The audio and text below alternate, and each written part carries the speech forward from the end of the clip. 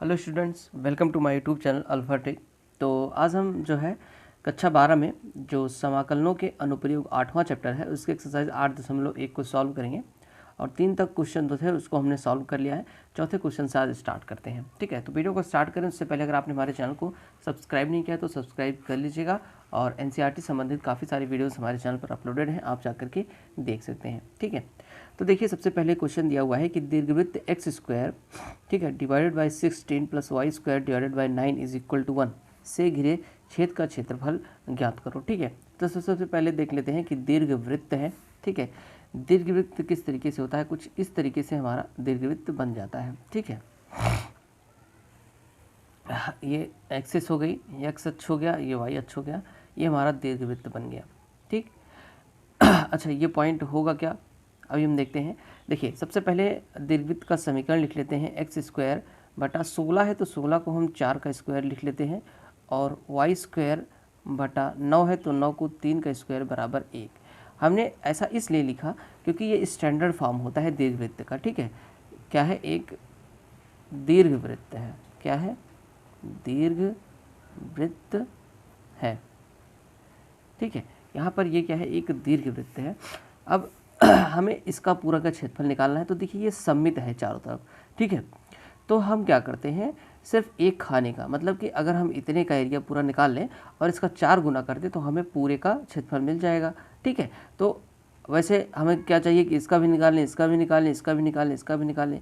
तो चूँकि सममित है, ठीक है, आकृति जो है वो सममित है, तो चाहे एक का हम निकाल लेते हैं और उसी में 4 का गुणा कर देंगे तो हमें पूरा क्षेत्रफल मिल जाएगा। ठीक है, तो अगर इस दीर्घवृत्त का यहाँ से देखें तो ये क्या होता है आपका, ठीक है, इसको हम बोलते हैं सेमी मेजर एक्सिस और सेमी माइनर एक्सिस। ठीक है, दो होते हैं, तो इसकी जो वैल्यू हो जाएगी वो ए होती है। ठीक है, अगर स्टैंडर्ड फार्मूला देखें, स्टैंडर्ड फार्मूला क्या होता है दीर्घवृत्त का, एक्स स्क्वायर बटा A square plus Y square बटा B square is equal to 1। ठीक है, तो ये वाली जो लेंथ होती है वो ए होती है। तो यहाँ पर ए कितना है, ए बराबर है कितना 4 और बी बराबर कितना है 3। अगर देखें तो ठीक है 3 है, तो ये हो गया। इसको अगर लिखें, ये वाला पॉइंट अगर हम देखें तो ये कितना है, अगर इसको हम मान लें ये ओ पॉइंट है, ये ए है, ये बी है। ठीक है, तो ए वाला पॉइंट कितना हो जाएगा, ए पॉइंट हो जाएगा हमारा 4,0। ठीक है, और ये वाला अगर हम पॉइंट देखें यहाँ पे तो ये पॉइंट कितना हो जाएगा 0,3। ठीक है, क्योंकि ये 3 होता है, ये 3 है और ये 4 है। ठीक है, हमें इस एरिया को पूरा निकालना है। तो आइए देखते हैं क्या होगा। देखिए दीर्घवृत्त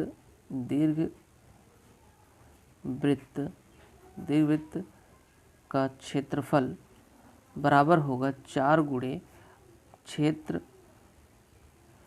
ओ ए बी ओ का क्षेत्रफल। तो हमने क्या किया, इसी छोटे से एरिया का इसका क्षेत्रफल निकाल लिया और इसमें 4 का गुणा कर देंगे तो पूरा आ जाएगा। आइए देखते हैं इस ओ ए बी ओ का क्षेत्रफल किस तरीके से निकालते हैं। तो ओ ए बी ओ, ठीक है, क्षेत्र ओ ए बी ओ का क्षेत्रफल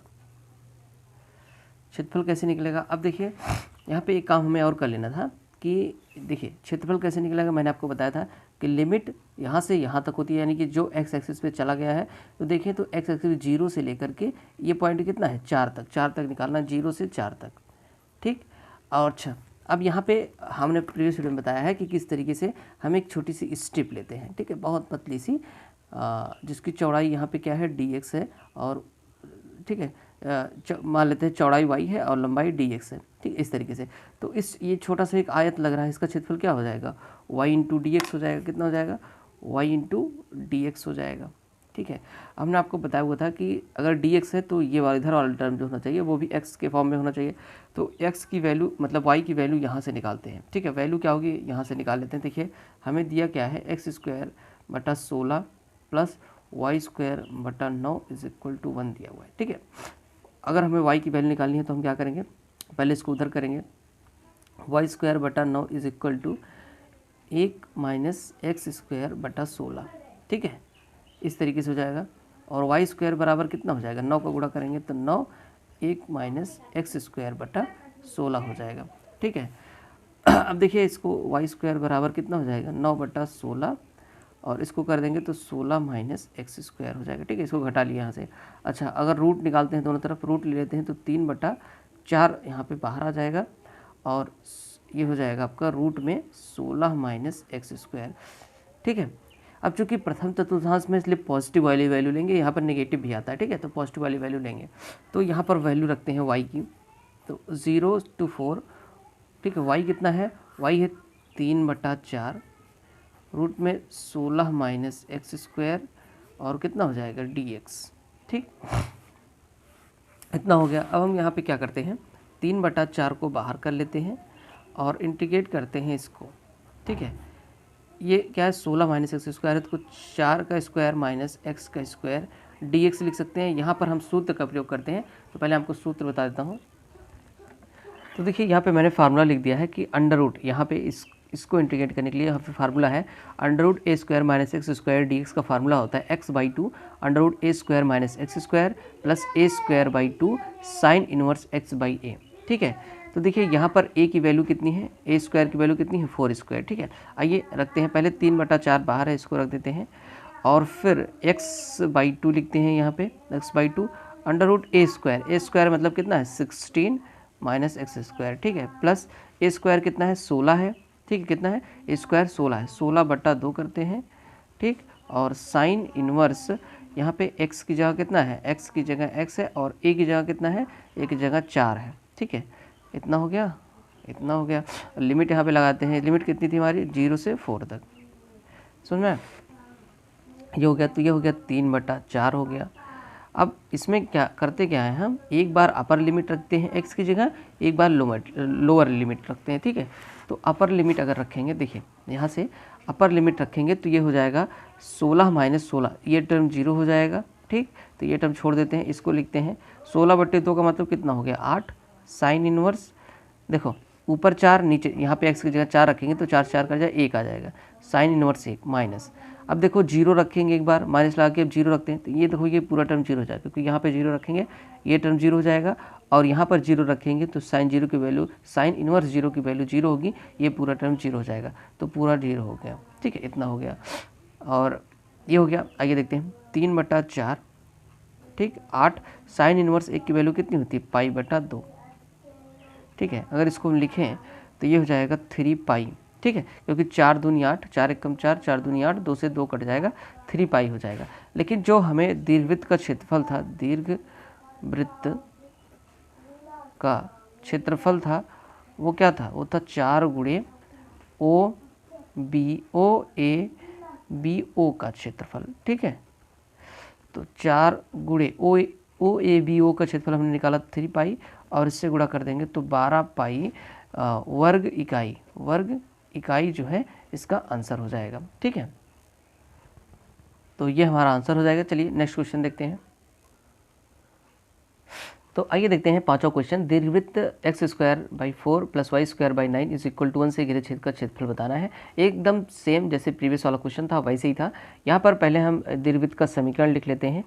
4 को हम 2 का स्क्वायर लिख सकते हैं और y² / 9 को हम 3 का स्क्वायर लिख सकते हैं और 1।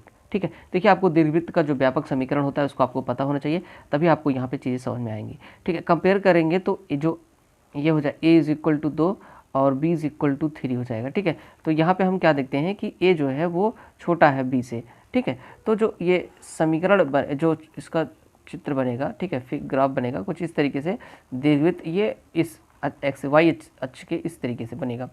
ठीक है, इस तरीके से दीर्घवृत्त बनेगा और ठीक है, और ये हमारा क्या हो जाएगा, a कितना है 2,0 हो जाएगा ये वाला पॉइंट। ठीक है, क्योंकि ये इसको क्या बोलते हैं सेमी माइनर एक्सिस हो जाएगा। ठीक है, ये अर्ध लघु अक्ष ये हो जाएगा और अर्ध दीर्घ अक्ष जो हो जाएगा ये हो जाएगा और b की वैल्यू कितनी है 3,0 हो जाएगा। तो हमें पूरा एरिया का क्षेत्रफल निकालना है, मतलब पूरा निकालना है, तो हम क्या करते हैं ये छोटा सा इसको निकाल लेते हैं और इसी का 4 गुना कर देंगे तो पूरा हो जाएगा। ठीक है, तो यहाँ पे हम लिख सकते हैं दीर्घवृत्त का क्षेत्रफल बराबर कितना होगा 4 गुणे छोटा सा एरिया कौन सा है, इसको नाम दे दें OAB। ठीक है, तो 4 गुणे OAB का क्षेत्रफल। ठीक है, तो आगे निकाल लेते हैं OAB का क्षेत्रफल बराबर कितना हो जाएगा, ओ ए बी का क्षेत्रफल बराबर हो जाएगा, देखो लिमिट कहाँ से कहाँ तक जाएगी, 0 से लेकर के 2 तक, क्योंकि ये पॉइंट कितना है 2, ठीक है, 0 से 2 तक जाएगी, ठीक है। अच्छा, अगर आपको ये पॉइंट पता करना है तो आप क्या करेंगे, यहाँ पर इसमें जो है y की जगह 0 रख देंगे तो आपको ये पॉइंट मिल जाएगा, ठीक है। ये हो गया। और क्या हो जाएगा, देखिए अब यहाँ पे हमने जो आपको आइडिया बताया था किस तरीके से करते हैं, एक छोटी सी यहाँ पे स्ट्रिप लेते हैं, ठीक है, मान लेते हैं जिसकी लंबाई क्या है dx है और चौड़ाई क्या है y है। तो इस छोटे से एक आयत का जो छोटा सा आयत बना है इसका क्षेत्रफल कितना हो जाएगा, लंबाई गुणे चौड़ाई हो जाएगी। और यहाँ पर अब हमें y की वैल्यू रखनी है, ठीक है, y की वैल्यू x के फॉर्म में रखनी है।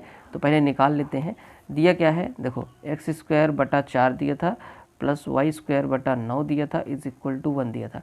हमें क्या करना है, y की वैल्यू निकालना है। तो पहले कैसे करेंगे, y²/9 और इसको इधर करते हैं तो 1 - x²/4 हो जाएगा और y² बराबर हो जाएगा 9 × 4 - x²/4, ठीक है। हमने यहाँ पे क्या किया, इसको घटा दिया यहाँ से, ठीक है।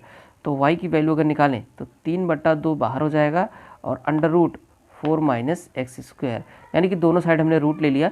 तो 9 का रूट होगा 3, ठीक है, और 4 का होगा 2, ठीक है, वर्गमूल निकालेंगे तो, और बाकी का अंडर रूट में आ जाएगा। तो y की वैल्यू इतना आई। तो यहाँ पे हम रखते हैं, ठीक है, एकदम सेम प्रीवियस क्वेश्चन जो था उसी पे बेस्ड है ये। तो 3/2 को हम बाहर कर देते हैं y की वैल्यू में, 3/2, और अंडर रूट यहाँ पे 4 है तो 4 को हम 2 का स्क्वायर माइनस x का स्क्वायर dx कर देते हैं। ये यहाँ पे सूत्र होता है, मैं आपको सूत्र एक बार फिर से यहाँ पे बता देता हूँ। सूत्र क्या था हमारा, सूत्र था हमारा कि जैसे अगर इंटीग्रेशन दिया हुआ है a², यहाँ पे a की वैल्यू कितनी हो जाएगी 2, ठीक है, a² माइनस x² dx है। तो इसका फार्मूला दिया था कि x/2 होता है और x/2 होता है √a² माइनस x² होता है प्लस x/2 सॉरी यहाँ पे a²/2 होता है और साइन इनवर्स x/2 a होता है। ये इसका फार्मूला होता है।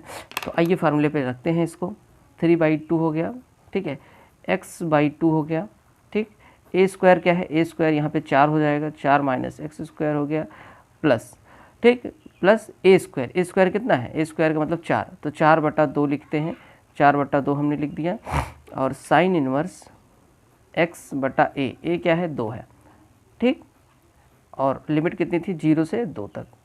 आइए वैल्यू रखते हैं इसका, आप जानते होंगे किस तरीके से वैल्यू रखते हैं। यहाँ पे पहले अपर लिमिट एक बार रखते हैं, फिर माइनस लगा के लोअर लिमिट एक बार रख देते हैं x की जगह पे, ठीक है। तो अपर लिमिट अगर देखो यहाँ पे रखते हैं तो 4 - 4 का स्क्वायर हो जाएगा।